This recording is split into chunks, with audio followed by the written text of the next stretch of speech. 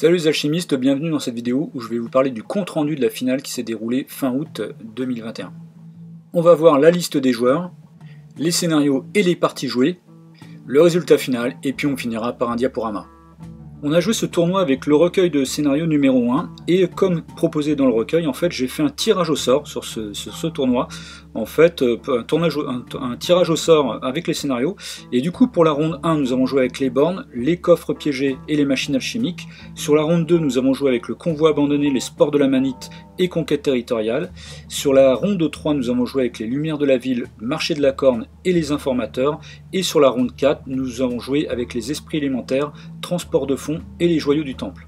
Donc je rappelle le principe au niveau du choix des scénarios pour chaque ronde. Il y a donc 3 scénarios. Celui qui a le plus de cartes de profil va éliminer un scénario en premier. Et puis il reste 2 scénarios, et donc l'un des deux est choisi par celui qui a le moins de cartes de profil. En complément des points de victoire gagnés pour chaque scénario, nous avons joué aussi avec les cartes objectifs qui rapportent des points de victoire supplémentaires à chaque ronde.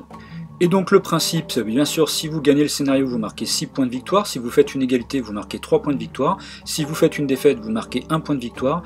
Et ce à quoi vous ajoutez en fait les points de victoire obtenus si bien sûr vous avez réussi à faire votre objectif. Nous allons voir maintenant les listes jouées par les joueurs. Donc on va commencer par celle de Pétrole27 qui jouait le clan Walosi avec Pitekika, le chaman médecine, 2 sentinelles cornues et 3 guerriers vents. Ensuite, la liste de Magnor qui jouait les sanctifiés, donc avec Galia, Berak, le colosse, les geôliers et 2 prisonniers. La liste de Kamtalion qui jouait République Kaliman avec Ibrahim, l'évocatrice, un Jaraya, un méhariste, un djinn et une derwiche. La liste de Nico Leblon qui jouait les cultes de Rados avec Kéronis, 3 flagelleuses, un pyromane, une vestale et le Wyrm. La liste de Gaz qui jouait Royaume d'Avalon avec Léo Degarius, Berak, un Templier, un Pèlerin, le Prêtre de campagne, une recrue et un Rabatteur. La liste de Full Metal Daddy qui jouait les Évadés avec l'Ifrit, le Forcené, 2 fugitifs, la Dresseuse, 2 Vaques et un Bagnard. La liste de Billy Boyd qui jouait aussi le clan Walosi avec Pitekika, 2 chamans, une sentinelle cornue et 3 guerriers vents. La liste de Cassandre qui jouait la triade de Jade avec Feng Sao, 2 alchimistes du long soupir, un alchimiste du soleil de cristal et 4 archers. La liste de Marcus Coyote qui jouait le Avalon aussi, Lotarius, Berak, Colosse, 2 arbalétriers et un rétière. La liste de Richard Clis qui jouait le temple avec Lotarius, le frère collecteur, un Templier, l'Hospitalier et 3 novices. Et la liste du joueur fantôme jouée aussi par Kamtalion, donc qui jouait aussi la République Kaliman avec Abdelan, le Karbitchek, l'Ifrit Canis, 2 gardiens Armadi et un Jaraya. La liste de Kurlem qui jouait Utopie avec l'Hérophon, le chasseur de Léviathan, le Moucheur, un flibustier, un nécromorphe, un escavaor et un matelot.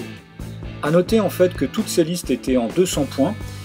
Donc les parties du tour 1. Donc Magnor jouait avec Nico Leblon sur le scénario Les Bornes.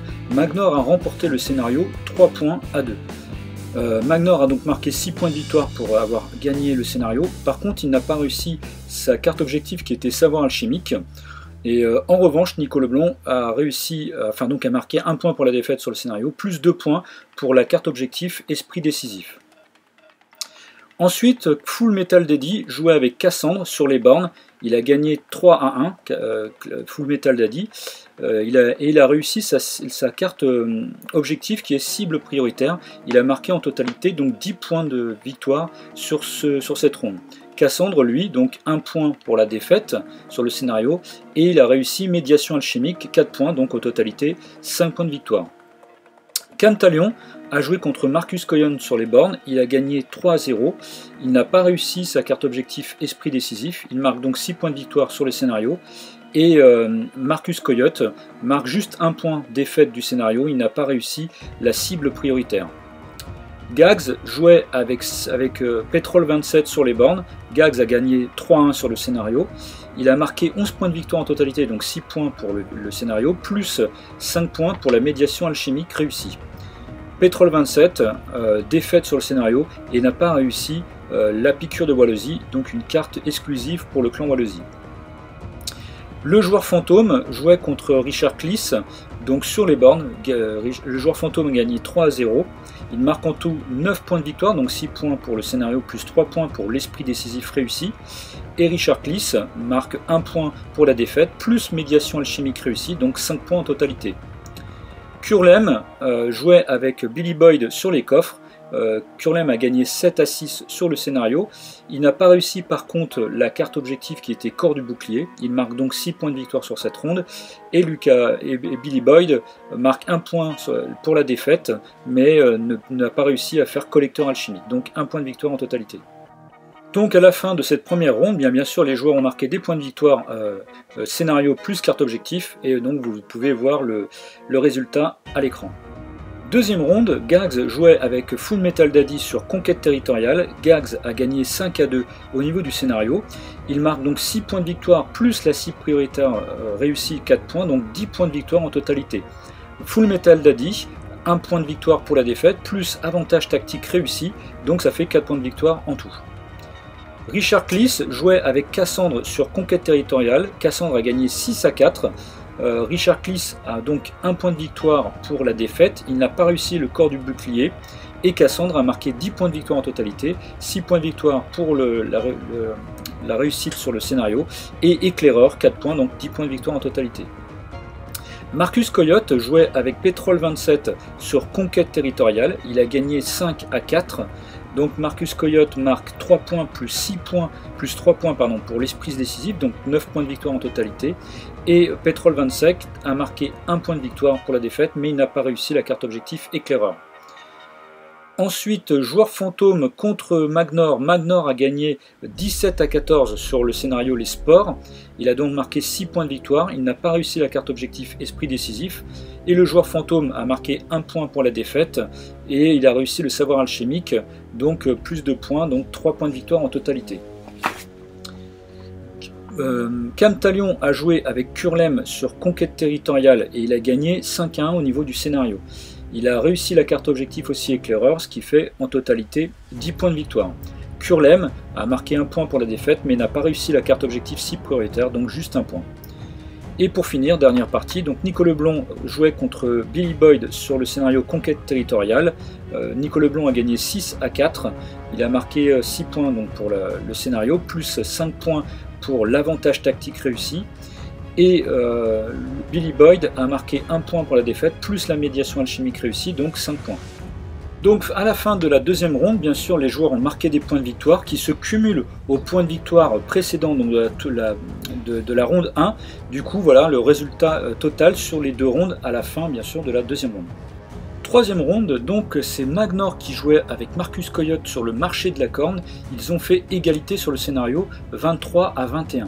Magnor marque 3 points donc pour l'égalité, plus 4 points pour la cible prioritaire réussie, donc 7 points en totalité. Marcus Coyote 3 points pour l'égalité, plus œil de lynx réussi, plus 2, donc 5 points de victoire en total.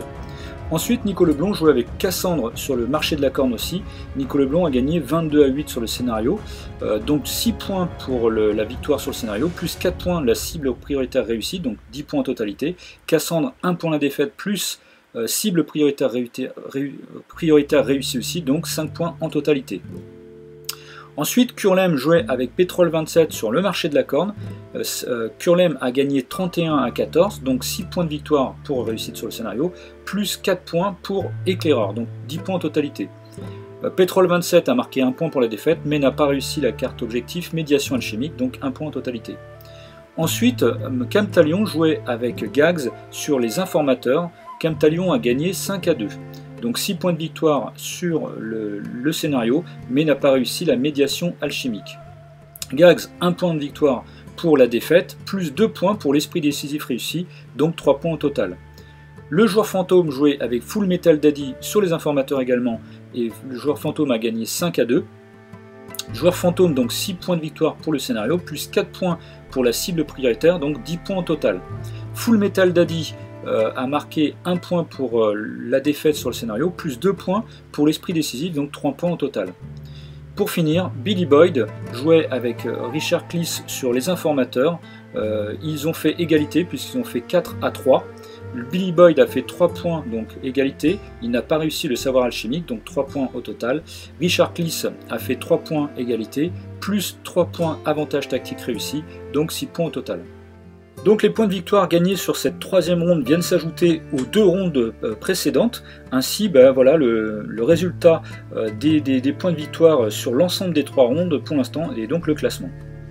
Quatrième et dernière ronde, donc c'est Camtalion qui jouait avec Cassandre sur les Joyaux du Temple. Camtalion a gagné le scénario 3-1, donc il marque 6 points, plus l'avantage tactique, donc 9 points au total. Cassandre, défaite 1 point, plus avantage tactique réussi, donc plus 3 points, donc ça fait 4 points au total. Full Metal Daddy jouait avec Magnor sur Transport de fond. Full Metal Daddy a gagné 3-0 sur le scénario. Il marque 6 points, plus 4 points pour l'éclaireur, donc 10 points au total. Magnor a marqué 1 point pour la défaite, plus la médiation alchimique réussie, donc 5 points au total. Billy Boy jouait avec Marcus Coyote sur les esprits élémentaires, il a gagné 14-5, donc il marque 6 points de victoire pour le scénario, plus 3 points pour l'esprit décisif réussi, donc 9 points au total. Marcus Coyote a marqué 1 point pour la défaite, il n'a pas réussi la carte objectif éclaireur, donc seulement 1 point. Richard Cleese jouait avec Pétrole 27 sur le scénario Joyaux du Temple. Pétrole 27 a gagné 3-2, donc il marque 6 points plus 3 points pour l'esprit décisif réussi. Et Richard Cleese marque 1 point pour la défaite sur le scénario, plus 2 points pour l'esprit décisif réussi. Gags jouait avec Nico Leblond sur les Joyaux du Temple. Gags a gagné 3-1. Il marque 6 points de victoire sur le scénario, plus 3 points sur le savoir alchimique réussi. Nico Leblond, 1 point pour la défaite, mais il a raté l'œil de lynx, la carte objective, donc seulement 1 point. Et puis les dernières parties qui étaient le joueur fantôme contre Curlem. Malheureusement Curlem n'était plus disponible, donc c'est une défaite pour l'un et l'autre, donc seulement 1 point. Et voilà donc à l'issue de la quatrième ronde, le résultat total en fait des parties, donc des points de victoire cumulés sur les 4 parties. Donc voilà, vous pouvez voir le classement à l'écran. Et ce qu'il faut voir en fait, c'est que parfois, par exemple, il y a deux joueurs en fait qui ont le même niveau de points de victoire, Cassandre et puis Magnor. Ce qui les départage en fait, c'est les résultats, le goal average en fait sur les points de scénario. Donc sur les scénarios, les points qui ont été gagnés en fait au fur et à mesure en fait des 4 rondes. Il y a en fait à chaque fois un goal average entre le joueur gagnant et le joueur perdant, et c'est ce qui permet de différencier aussi les joueurs qui ont le même nombre de points de victoire au total sur les 4 rondes.